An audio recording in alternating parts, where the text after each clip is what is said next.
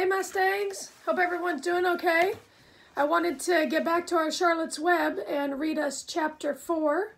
If you remember, chapter 3 ended with Wilbur trying to have his big escape, and all the animals in the farm really wanted him to, but remember, Wilbur's just a little baby pig and it was just too much for him, so he was happy to be back in the barn with some food. So let's see what happens in chapter 4. This is called Loneliness. The next day was rainy and dark. Rain fell on the roof of the barn and dripped steadily from the eaves. Rain fell in the barnyard and ran in the crooked courses down into the lane where thistles and pigweed grew. Rain spattered against Mrs. Zuckerman's kitchen windows and came gushing out of the downspouts. Rain fell on the backs of the sheep as they grazed in the meadow. When the sheep tired of standing in the rain, they walked slowly up the lane and into the fold.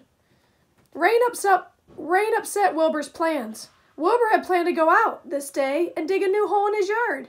He had other plans too. His plans for the day went something like this. Breakfast at 6:30, skim milk, crust, middlings, bits of donuts, wheat cakes with drops of maple syrup sticking to them, potato skins, leftover custard pudding with raisins, and bits of shredded wheat. Now remember, on a farm, a lot of times the pigs, they just get all the leftover scraps from the family. So he's basically eating just all of their leftovers.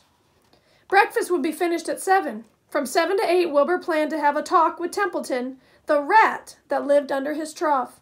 Talking with Templeton was not the most interesting occupation in the world, but it was better than nothing. From 8 to 9, Wilbur planned to take a nap outdoors in the sun. From 9 to 11, he planned to dig a hole or trench and possibly find something good to eat buried in the dirt. From 11 to 12, he planned to stand still and watch flies on the boards, watch bees in the clover, and watch swallows in the air. Swallow is a type of bird. 12 o'clock, lunchtime. Middlings, warm water, apple parings, meat gravy, carrot scrapings, meat scraps, stale hominy, and the wrapper of a package of cheese. Lunch would be over at 1. From 1 to 2, Wilbur planned to sleep. From 2 to 3, he planned to scratch itchy places by rubbing against the fence. From 3 to 4, he planned to stand perfectly still and think of what it was like to be alive and to wait for Fern. At 4 would come supper, skim milk, leftover sandwich from Lurvy's lunchbox, prune skins, a morsel of this, a bit of that, fried potatoes, marmalade drippings, a little more of this, a little more of that, a piece of baked apple, a scrap of upside-down cake. Wilbur had gone to sleep thinking about these plans. He awoke at 6 and saw the rain, and it seemed as though he couldn't bear it. I get everything all beautifully planned out, and it has to go in rain, he said. For a while, he stood gloomily indoors. Then he walked to the door and looked out. Drops of rain struck his face. His yard was cold and wet. His trough had an inch of rainwater in it. And Templeton was nowhere to be seen.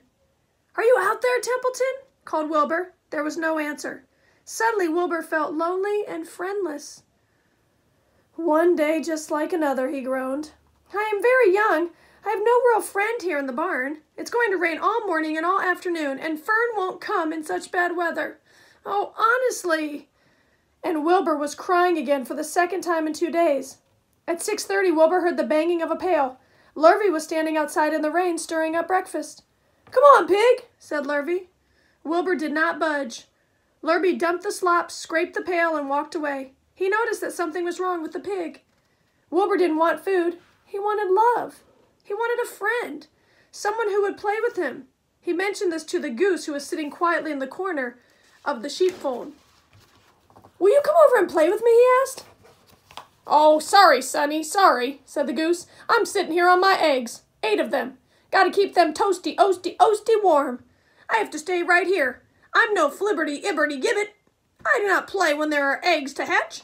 I'm expecting goslings." "Well, I didn't think you were expecting woodpeckers," said Wilbur bitterly. "Will you please play with me?" he asked to one of the lambs. "Certainly not," said the lamb. "In the first place, I cannot get into your pen, as I am not old enough to jump over the fence. In the second place, I am not interested in pigs. Pigs mean less than nothing to me." Well, that's not really nice for the lamb. "What do you mean less than nothing?" replied Wilbur. "I don't think there is any such thing as less than nothing. Nothing is absolutely the limit of nothingness. It's the lowest you can go. It's the end of the line. How can something be less than nothing? If there were something that was less than nothing, then nothing would not be nothing. It would be something, even though it's just a very little bit of something. But if nothing is nothing, then nothing has nothing that is less than it is." "Oh, be quiet," said the lamb. "Go play by yourself. I don't play with pigs." Sadly, Wilbur lay down and listened to the rain. Soon he saw the rat climbing down a slanting board that he used as a stairway. "Will you play with me, Templeton?" asked Wilbur. "Play?" said Templeton, twirling his whiskers. "Play? I hardly know the meaning of the word."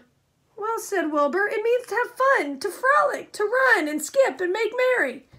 "I never do those things if I can avoid them," replied the rat sourly. "I prefer to spend my time eating, gnawing, spying, and hiding. I'm a glutton, but not a merrymaker.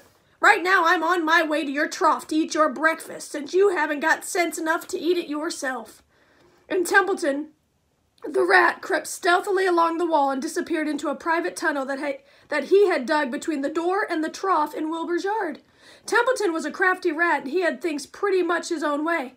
The tunnel was an example of his skill and cunning. The tunnel enabled him to get from the barn to his hiding place under the pig trough without coming out into the open. He had tunnels and runways all over Mr. Zuckerman's farm and could get from one place to another without ever being seen. Usually he slept during the daytime and was abroad only after dark. Wilbur watched him disappear into his tunnel. In a moment he saw the rat's sharp nose poke out from underneath the wooden trough. Cautiously, Templeton pulled himself up over the edge of the trough. This was almost more than Wilbur could stand. On this dreary, rainy day, to see his breakfast being eaten by somebody else? He knew Templeton was getting soaked out there in the pouring rain, but even that didn't comfort him. Friendless, dejected, and hungry, he threw himself down in the manure and sobbed. Here's a picture of poor little Wilbur, sobbing, crying. Late that afternoon, Lurvy went to Mr. Zuckerman. "I think there's something wrong with that pig of yours. He hasn't touched his food." "Give him 2 spoonfuls of sulfur and a little molasses," said Mr. Zuckerman. Wilbur couldn't believe what was happening to him when Lurvy caught him and forced the medicine down his throat. This was certainly the worst day of his life. He didn't know whether he could endure the awful loneliness anymore. Darkness settled over everything. Soon there were only shadows and the noises of the sheep chewing their cuds and occasionally rattle of a cow chain up overhead. You can imagine Wilbur's surprise when out of the darkness came a small voice he had never heard before. It sounded rather thin, but pleasant. "Do you want a friend, Wilbur?" it said. "I'll be your friend. I've watched you all day, and I like you." Who could this be that's talking to Wilbur?